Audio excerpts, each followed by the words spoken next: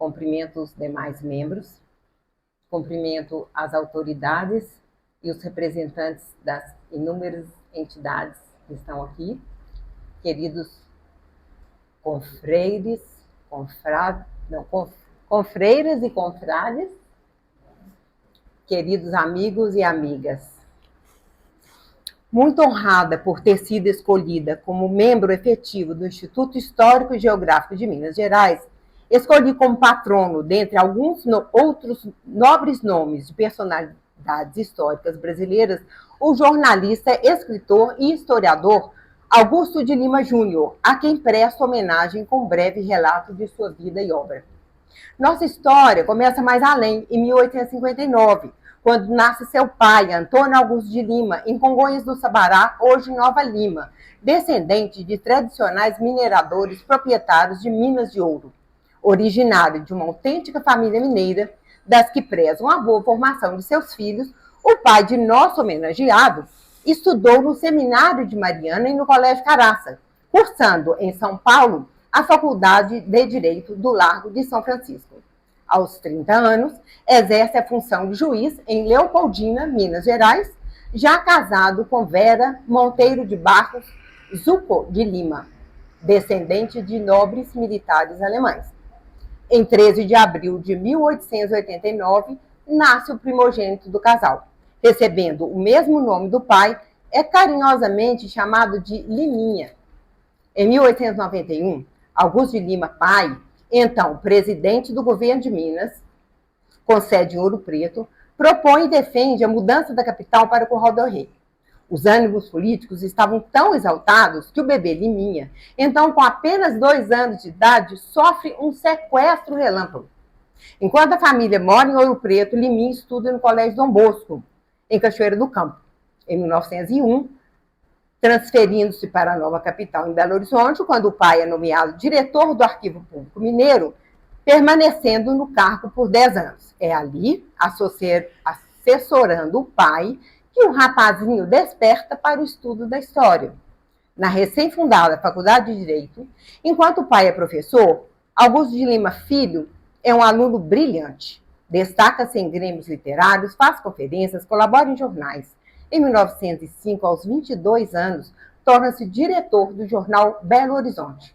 A partir de 1911, passa a morar no Rio de Janeiro, quando Augusto, pai, é eleito deputado federal, posteriormente reeleito por diversas vezes até seu falecimento em 1934. Para deixarmos de lado a vida do pai, que foi mencionado por sua influência positiva na vida do filho, acrescento que foi escritor e poeta, membro da Academia Brasileira de Letras, cadeira 12, e também patrono da cadeira 2 deste instituto. No Rio de Janeiro, o advogado Lima Júnior casa-se com Teodósia de Castro Cerqueira, descendente de tradicional família de militares e médicos da Bahia. Presta concurso para a Marinha e segue carreira jurídica nas Forças Armadas como auditor de guerra.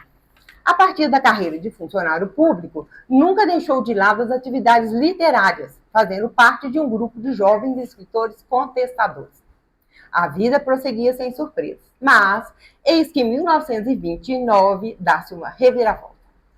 Na convalescência de uma grave moléstia, Lima Júnior, já pai de 3 meninas, Maria Tereza, Maria Luísa, Maria Vitória, e de um menino, também Antônio Augusto, vem sozinho refugiar-se nas lembranças de sua infância, na pequena cachoeira do campo, encravada nas Serras Mineiras.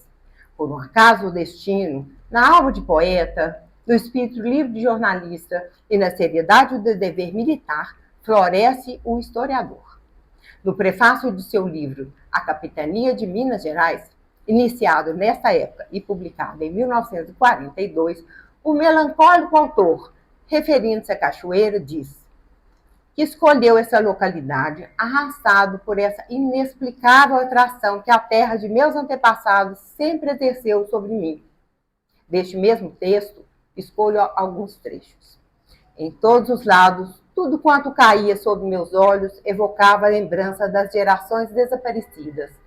E todas as coisas significavam como que uma parada, uma interrupção súbita ou mudança de rumo nas criaturas humanas que agitaram aqueles sítios, que haviam construído os caminhos e erguido as igrejas. Outro. Peregrinando por aqueles erros, eu me sentia cada vez mais preso a eles, por uma afeição que crescia, quanto melhor eu ia compreendendo o sentido daquelas ruínas e despojos. Mais um.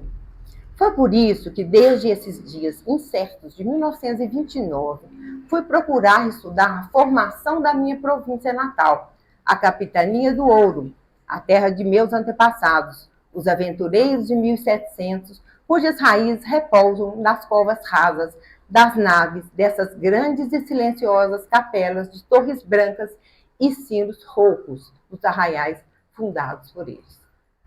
Em 1931, retornando às suas funções profissionais no Rio de Janeiro, passa a dedicar-se à literatura e à pesquisa da história colonial mineira, publicando 8 livros até sua estada de 2 anos em Portugal e mais 2 decorrentes de pesquisas neste período. Aposentando-se em 1944, vai além, publicando mais 15 obras e destacando-se no panorama brasileiro como polêmico defensor da história e do patrimônio histórico mineiro. Vamos ver essas obras nos nossos slides. Vou só citar obra literária desse primeiro período: A Cidade Antiga, romance; Mariana, romance; Mansuetude, romance; Visões do Passado, ensaios históricos; Canções de Grupiara, poesias; Histórias e Lendas, Soledade. E este, que é o seu livro mais conhecido, O Amor Infeliz de Maria, de Dirceu, de 1936. Depois nós vamos contar um pedacinho da história desse livro. O já citado aqui, A Capitania de Minas Gerais, Suas Origens e Formação, 1940. Cartas de Dom Pedro I a Dom João VI, relativas à independência do Brasil. O Aleijadinho e a Arte Colonial, muito discutido, polêmico esse livro. A História dos Diamantes nas Minas Gerais, o fundador do Caraça, Serões e Vigílias, Notícias Históricas de Norte a Sul, Pequena História da Inconfidência de Minas Gerais. Se der tempo, também vou fazer uma breve referência a esse livro. Próximo. Tá bom. A História da Nossa Senhora em Minas Gerais, Origem das principais invocações. Ele sempre teve uma grande dedicação à Nossa Senhora. Vila Rica de Ouro Preto, síntese histórica e descritiva, crítica militar, crônica militar, as primeiras vilas do ouro, o Rosário de Nossa Senhora, quando os ipês florescem, crônicas, Alferes Joaquim da Silva Xavier Tiradentes, Canções do Tempo Antigo, Dom Bosco. História da Inconfidência de Minas Gerais, está aí. Amazônia, Maranhão e Nordeste, em 1970, já no ano de sua morte. Ele foi jornalista, colaborador dos jornais cariocas, a Gazeta de Notícias, A Noite, Jornal do Brasil, Jornal do Comércio e Correio da Manhã. Fundou o jornal Diário da Manhã, em Belo Horizonte, em 1977. Não, 1927. Marco da modernidade na imprensa mineira. Mais tarde, vendido a Chateaubriand, veio a se tornar o Estado de Minas. Membro da Academia Mineira de Letras e deste Instituto Histórico e Geográfico de Minas Gerais, fundador da Revista de História e Artes. Augusto de Lima foi múltiplo, profissionalmente, advogado, jornalista, oficial auditor e procurador da Marinha do Brasil. Por talento, paixão, curiosidade, dedicação e forte consciência de dever cívico, foi poeta, cronista, romancista, pesquisador e historiador. Dotado de refinada inteligência, rara acuidade e hábil percepção, e de formação marcada por fortes convicções religiosas e políticas, ousou ser irreverente e polêmico. Nas artes, criticou a obra de Niemeyer, chamando a Capela de São Francisco de Assis, na Orla da Pampulha, de caixote, e defendendo que um ateu não poderia criar uma obra cristã. Como historiador, Lima Júnior demonstra um olhar holístico em suas obras sobre o período colonial mineiro e sugere, dentro da lógica historicista, que se estudem as relações de causa e efeito, o espírito da época, as origens e as razões das atitudes e das palavras dos homens de seu tempo, para se compreender os fatos na sua articulação com a política, a moral e a sociedade. Com a publicação de O Aleijadinho e Arte Colonial, em 1942, logo após seu retorno de Portugal, não só condena o mito criado, segundo ele, em torno de um mestiço de pouca qualificação profissional, como dá início à intensa e duradoura polêmica sobre a verdadeira identidade do artífice mais conhecido do barroco mineiro. Se Joaquim José da Silva Branco, natural de Sabará, a quem atribui o protagonismo das obras realizadas em Ouro Preto, ou se Antônio Francisco Lisboa, mulato, filho de escrava e que, de acordo com Lima Júnior, por não ter mãos, executava as obras com seus escravos magníficos artesãos. No aspecto político, em sua posse na Academia Mineira de Letras em 1953, proferiu um discurso contestador, criticando duas formas de governo praticadas no país, a escravidão e a hierarquia. Foi duro crítico por rivalidades políticas, como um autêntico mineiro, das condutas e das obras realizadas pelo patrimônio histórico e artístico nacional, críticas tornadas públicas em suas colaborações jornalísticas no estado de Minas. Com a criação da Revista de História e Arte deste instituto, em 1963, Lima Júnior e seus confrades da ala conservadora mineira criam um espaço de oposição a seus antagonistas, os chamados modernistas comunistas. Até sua morte, aos 81 anos de idade, em 1970, em Belo Horizonte, Augusto de Lima Júnior, fiel às convicções conservadoras, foi um empedernido defensor de controvertidas ideias contrárias ao movimento modernista brasileiro, que, ao fim e ao cabo, projetaram mundialmente a arte e a arquitetura do Brasil. Quanto tempo ainda tenho? Mais um pedacinho, para não passar de meia hora. Então, eu fiz um estudo comparativo entre os 32 livros que eu já li sobre Inconfidência Mineira. Achei muito interessante, como eu já disse que o nosso patrono é muito polêmico. Eu pensei, um único fato, muito controvertido, que é a morte do Inconfidente Cláudio Manuel da Costa. Foi assassinato ou foi suicídio? Então, vou comparar rapidamente, vai ficar ali, para quem quiser ver depois, comparar a versão de Augusto de Lima Júnior com os de alguns historiadores bastante conhecidos. Vou ler só a parte do livro dele. O livro História da Inconfidência de Minas Gerais. Sob a prisão, é o único autor, entre os demais citados, que relata estes detalhes. O sargento Mor Vasconcelos Parada e Souza escolheu o seu inimigo, Dr. Cláudio Manuel da Costa, para vingar-se das sátiras das cartas chilenas. Assaltou-lhe a casa pela madrugada e, arrancando-o do leito onde se achava enfermo, praticou logo um saque dos valores que encontrou, deixando para o sequestro judicial livros, roupas e papéis. Na mesma tarde, já haviam partido para o sítio de Vargem emissários seus que, depois de assassinarem o genro e a filha de Cláudio, e todos de sua família e escravos, se apossaram de barras de ouro que se achavam ocultas e que seriam o tesouro da Revolução. Quando foi demolida há alguns anos, a velha casa do sítio da Vargem, foram encontrados debaixo do assoalho da sala de jantar 7 esqueletos em perfeito estado, arrumados uns aos lados dos outros. Enquanto isso, uns acusados eram levados às enxovias e outros não sofriam nenhum incômodo, andando tudo de modo arbitrário e sem lógica. Isso está na página 115.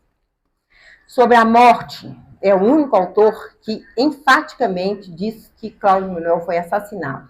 O documento de pesquisa é citado, Manuscritos de Évora, que é o único que cita esses documentos, desses 8 historiadores. Depois de serem espancados na cadeia de Vila Rica, eram os presos forçados a assinar aquilo que Manite muito bem entendia. E alternando a força e a violência com a astúcia, prometendo isentar aqueles que se sujeitassem aos seus intentos, esse escrivão da devassa de Vila Rica praticou, segundo o documento de Évora, as maiores falsidades e crueldades com os infelizes que lhe foram às mãos. Os autos da devassa de Vila Rica, bem como do Rio de Janeiro, terão que ser lidos e examinados com muitas cautelas, pois nelas se descobrem mais de uma vez contradições e ilogismos. Eis porque tanto se arrastou a devassa de Vila Rica, a ponto de tal fato preocupar a história, mas que deveriam ter sido tão claras para o vice-rei como o bárbaro assassinato de Cláudio Manuel, que aparecera esganado na prisão e que estava recolhido durante a noite de 4 de julho, que ele se resolveu a intervir formalmente nas diligências de Minas, despachando para devassar nelas o desembargador José Pedro Machado Coelho Torres com seu escrivão, doutor José Pereira Cleto. Mas o Visconde de Barbacena andava mais satisfeito e tranquilo. Então, vou citar rapidamente Joaquim Norberto de Souza Silva, História da Conjuração Mineira, que foi um livro escrito conforme os autos da devassa em 1948 e publicado por este instituto em 1860. Esse autor, ele não faz referência à morte de Cláudio Manuel. A obra tem por base os autos da devassa originais e completos, e ele faz uma única citação do nome de Cláudio Manuel na página 117, porque na época da devassa ele já tinha morrido, né? Lúcio José dos Santos, que é um dos grandes mineiros, escreveu em Confidência Mineira, ele cita a prisão de Cláudio e diz que seus bens foram sequestrados, apenas isso. Sobre a morte, ele fala, tida como suicídio ou como assassínio, devia a morte trágica do Dr. Cláudio causar na capitania funda impressão. Kenneth Maxwell